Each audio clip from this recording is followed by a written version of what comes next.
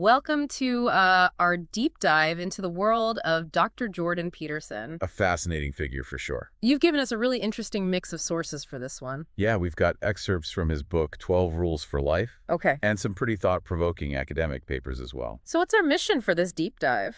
Well, I think it's to uncover the core principles that drive his work, Okay. and Yeah. then try to see how those connect to, universal human experiences. Right. Makes sense. So let's jump right in. What makes Jordan Peterson such a captivating figure? That's a good question. I think what's really fascinating is how he combines rigorous academic thinking with this really relatable style. Yeah, it's true. He does have a way of making even complex ideas seem accessible. Exactly. And there's actually this great anecdote in the source material where someone describes him discussing some pretty complex ideas, but with the enthusiasm of a kid who had just learned something new and had to share it. Oh, I love that. That's such a great image. It really captures his infectious curiosity. Yeah, and that really seems to be at the heart of his work. Right. This idea that we're all trying to make sense of the world. Okay. We grapple with the unknown and we're all kind of trying to find order in the midst of chaos. Right. That makes sense. And that kind of brings us to his critique of relativism, right? He's pretty outspoken about his concerns with the idea that there's no objective truth or morality. Yeah, he is. He sees moral relativism as a dangerous idea, especially for young people. Okay, I can see why he would say that. He argues that it can lead to a sense of nihilism and make people more susceptible to manipulative ideologies. It's almost like he's saying that without some kind of foundation of truth or meaning, it's easy to get swept up in whatever sounds good at the moment. That's a really good way to put it. Mm-hmm. And he's particularly worried about what he calls ideologues. What does he mean by that? Well, these are people who are very rigid in their thinking, quick to judge, and often censorious of those who disagree with them. Oh, I see. So the kind of people who are so convinced that they're right that they can't even consider other perspectives? Exactly. And he believes that millennials in particular have been bombarded with these relativistic and ideological ideas, leaving them feeling lost and directionless. That's interesting. I mean, it does seem like there's a lot of that going around these days, this sense of uncertainty and not knowing what to believe. Right. And that's a big part of why he emphasizes the importance of meaning and character development. Okay, so how does he suggest we go about finding meaning and developing character? Well, this is where he really challenges the conventional self-help narrative. He actually rejects happiness as the ultimate goal in life. Really? That's pretty bold. Most self-help gurus are all about finding happiness. It's a provocative stance, for sure. He even shares a personal anecdote about how he rejected happiness as a goal after studying the horrors of the 20th century. Wow, that's heavy stuff. It is. He felt that, the immense suffering throughout history made the pursuit of happiness seem almost trivial in comparison. So if happiness isn't the goal, then what is? He argues that finding a deeper meaning in life, often through developing character amid suffering, is a more worthy pursuit. Okay, I can see where he's coming from.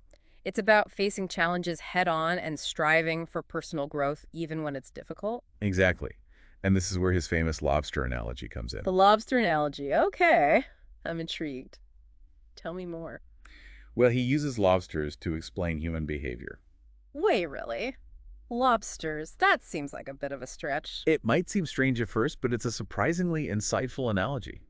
He points out that lobsters and humans actually share similar neurological responses to, dominance and defeat. So what you're saying is that we're not that different from lobsters after all. Well, at least in terms of our basic neurochemistry. Mm. He even shares this fascinating detail about defeated lobsters. Their brains essentially dissolve and then regrow to adapt to their new lower status in the hierarchy. Wow, that's wild. It really makes you think about the biological basis of hierarchy in a whole new way. That's exactly his point. Yeah. He's arguing that hierarchies aren't just social constructs, they're also deeply rooted in our biology. Okay, so we've got this idea that humans, like lobsters, are wired for hierarchy. And we're also grappling with this constant tension between order and chaos. So where do we find meaning in all of this? Well, Peterson suggests that we can find profound insights into the human condition through stories. Stories. You mean like fairy tales and myths? Yeah, those too. But he's particularly interested in ancient myths and religious narratives like the Garden of Eden and the story of Cain and Abel. So he's not suggesting that we take these stories literally, right? Right. He sees them as symbolic representations of deep psychological truths about the human experience. I'm starting to see where this is going. Can you give me an example? Sure. Well, he interprets the Garden of Eden as a metaphor for the loss of innocence and the emergence of self-consciousness. That's interesting. So these stories are more like psychological roadmaps for navigating the complexities of life. Precisely. He believes that these narratives passed down through generations offer valuable insights into human nature and the challenges we all face. And he ties this into the importance of being truthful, right? Both with ourselves and others. Absolutely. He's a strong advocate for honesty and self-awareness. He's very critical of what he calls living a life lie. Yeah, he believes that self-deception ultimately leads to unhappiness and dysfunction. And in the source material, he shares this really compelling anecdote about a paranoid client who is constantly getting into trouble. It's a powerful illustration of how our perceptions can become distorted when we're not honest with ourselves. That's a good point. Even though the client's beliefs were often delusional, there was still this element of truth in his perception of the world. Exactly. And that's what makes the story so thought-provoking. It highlights the importance of acknowledging even the uncomfortable truths about ourselves and the world around us. So confronting the truth, even when it's difficult, is crucial for personal growth. Absolutely. It's the foundation for building a strong character and living a meaningful life. I like that. And this leads us to another key aspect of Peterson's work, right? His emphasis on personal responsibility. He has this great line that really sums it up. Set your sights on the betterment of being. The betterment of being. That's powerful. It's not just about focusing on yourself, but also about striving to make the world a better place. Precisely. He believes that we all have a responsibility to contribute to something larger than ourselves. And he backs this up with a lot of practical advice, right? Yeah, he talks about the importance of taking ownership of your life, setting goals, and being disciplined in your pursuits. He also emphasizes the importance of finding meaning in your work. Yes, he believes that our careers can be a source of purpose and fulfillment. And he even offers some guidance for those who are struggling to find their place in the professional world. He encourages people to identify their strengths and interests and to pursue careers that align with their values. So it all comes down to this taking responsibility for your own life, being honest with yourself and others, and striving to make a positive impact on the world. Exactly. And that's what makes Jordan Peterson such a compelling figure.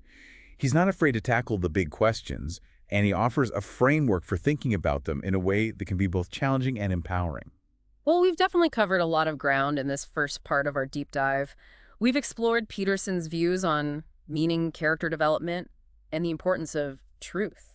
We've also touched on his critique of relativism and his insights into human nature through the lens of biology and mythology. In the next part, we'll delve even deeper into his ideas, exploring his analysis of postmodernism, his views on gender and social justice, and his advice on parenting and relationships. We'll also examine his more controversial stances and the criticisms that have been leveled against him. So stay tuned for part 2 of our deep dive into the world of Jordan Peterson. It's going to be good. Welcome back to our deep dive into the ideas of Jordan Peterson. So in this part, we're going to get into some of his more controversial viewpoints. Like his critique of postmodernism. This is where things get really interesting. He sees postmodernism as a dangerous ideology that undermines truth and reason and even objective reality. Yeah, it's a pretty scathing critique. He's particularly concerned about the idea that there are no universal truths, just subjective interpretations.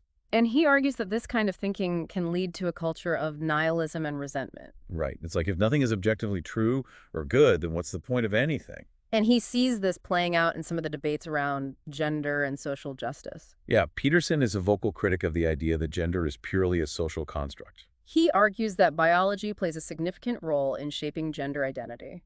But he also criticizes what he sees as an overemphasis on victimhood and resentment within some social justice movements. It's like he's saying that while there are legitimate issues of inequality, we need to be careful not to fall into the trap of seeing ourselves as perpetual victims. Exactly. He advocates for a more individualistic approach, focusing on personal responsibility and the pursuit of excellence. But that raises an interesting question.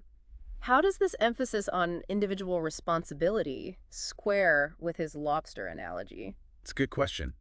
If we're inherently wired for hierarchy, as he suggests, can true equality ever exist? I mean, it seems like there's a tension there, right? There is. He acknowledges the biological basis of hierarchy, but he also believes that we can strive to create a more just and equitable society. One where hierarchy is based on competence and contribution rather than arbitrary power. Exactly. It's about creating a system where people can rise to the top based on their merits, not on their social status or group identity. Okay, so that makes sense. But it also brings us to another aspect of Peterson's work, his insights into the darker side of human nature.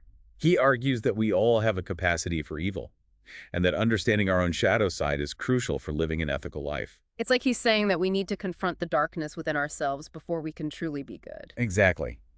And he uses the Garden of Eden story as a metaphor for this. The serpent represents our darker impulses, and the forbidden fruit symbolizes the knowledge of good and evil. It's a pretty powerful image. It suggests that we all face temptations and have the potential to make wrong choices.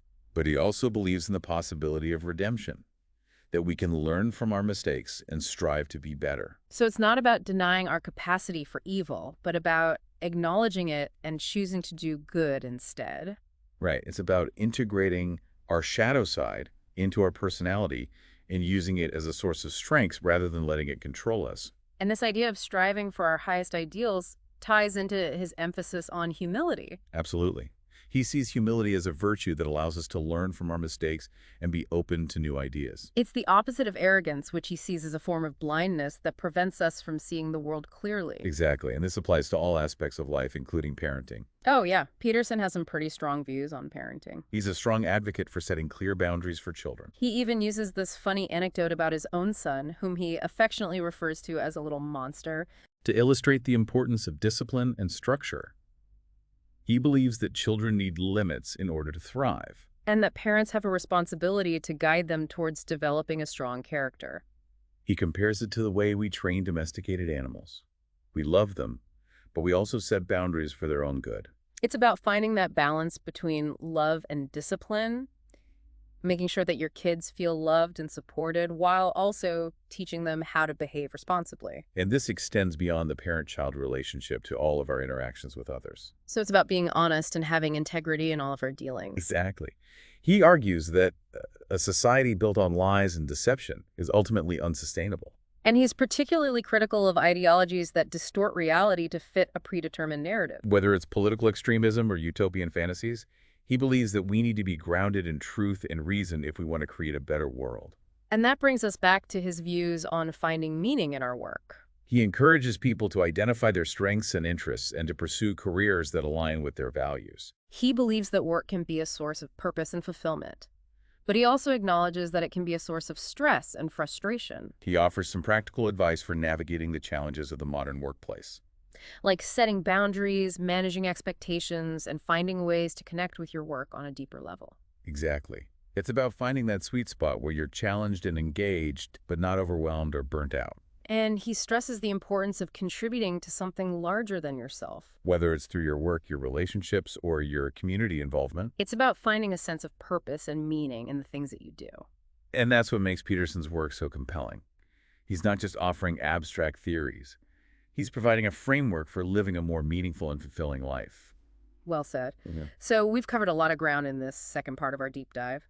We've explored Peterson's critique of postmodernism, his views on gender and social justice, and his advice on parenting and work. We've also delved into his insights into the darker side of human nature and the importance of honesty and integrity. Welcome back to our deep dive into the world of Jordan Peterson. We've explored a lot of his ideas, haven't we? Yeah, from his lobster analogy to his views on postmodernism to parenting and pretty much everything in between. Been a journey. It has. So in this final part, we're going to wrap things up by looking at some of the criticisms that have been leveled against Peterson and discussing his overall impact on, contemporary thought. Sounds good. Now, Peterson is a controversial figure. There's no doubt about that.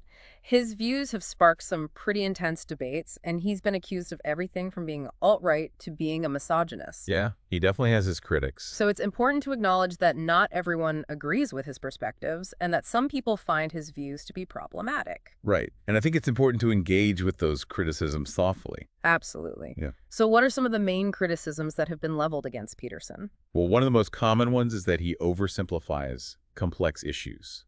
Like critics argue that he reduces nuanced problems to these black and white solutions. Yeah, I can see that. And they also point out that he often relies on anecdotal evidence rather than rigorous scientific data. That's a good point. It's one thing to share personal stories, but it's another to back up your claims with solid research. Exactly. And another common criticism is that he's too focused on individual responsibility and not enough on systemic issues. So critics argue that he downplays the role of social structures in perpetuating inequality and injustice. Right. They say that his emphasis on personal responsibility can sometimes come across as blaming the victim. Okay, I see their point. So there are definitely valid points on both sides of the debate. Absolutely. And it's up to each individual to decide where they stand on Peterson's ideas. But even if you disagree with some of his views, it's hard to deny that he's had a significant impact on contemporary culture. Oh, absolutely. I Yeah. mean, love him or hate him, he's definitely made people think. He's helped to popularize a number of important ideas, like the importance of meaning, the value of tradition, and the need for personal responsibility. Yeah. And he's also been a vocal critic of what he sees as the excesses of political correctness and identity politics. So whether you agree with him or not, he's certainly sparked a conversation about these really important issues. For sure. So what's the takeaway from all of this? What can we learn from Jordan Peterson's work, even if we don't agree with everything he says? That's the big question, isn't it? Yeah. I think one of the most important lessons is the importance of engaging with difficult questions. I like that Peterson definitely doesn't shy away from controversy. He's willing to tackle the big issues, even if it makes people uncomfortable. Right. And I think that's something we can all learn from. It's Mhm. easy to stay in our echo chambers and surround ourselves with people who agree with us. But if we really want to grow and learn, we need to be willing to step outside of our comfort zones and engage with different perspectives. Challenge our own beliefs. Exactly. Another important lesson is the importance of meaning and purpose, right? Peterson argues that we all need something to strive for, something that gives our lives meaning. He does. And it can be anything, our work, our relationships, our contributions to the world. But he believes that a life without meaning is a life not worth living. That's a powerful message. It really is. And finally, I think Peterson teaches us the importance of personal responsibility. He's a big believer in that. He believes that we are all ultimately responsible for our own choices and our own destinies, that we can't blame our circumstances or other people for our own failures. He really puts the onus on the individual. Yeah, he does. And that can be a challenging message, but it's also an empowering one. It means that we have the power to create our own happiness and our own success. So it's not about being a victim. It's about taking control. Exactly. So what's your biggest takeaway from our deep dive into the world of Jordan Peterson? That's a good question. I think for me, it's the reminder that life is a journey of constant learning and growth, and that we should never stop asking questions and seeking out new perspectives. That's what makes life so interesting. Exactly. And so rewarding. Well said. So on that note, I think we'll wrap up this deep dive. We hope you've enjoyed it, and we encourage you to continue exploring the ideas of Jordan Peterson and see what insights you can glean from his work. There's a lot to unpack. There is. Thanks for listening, and until next time, keep diving deep.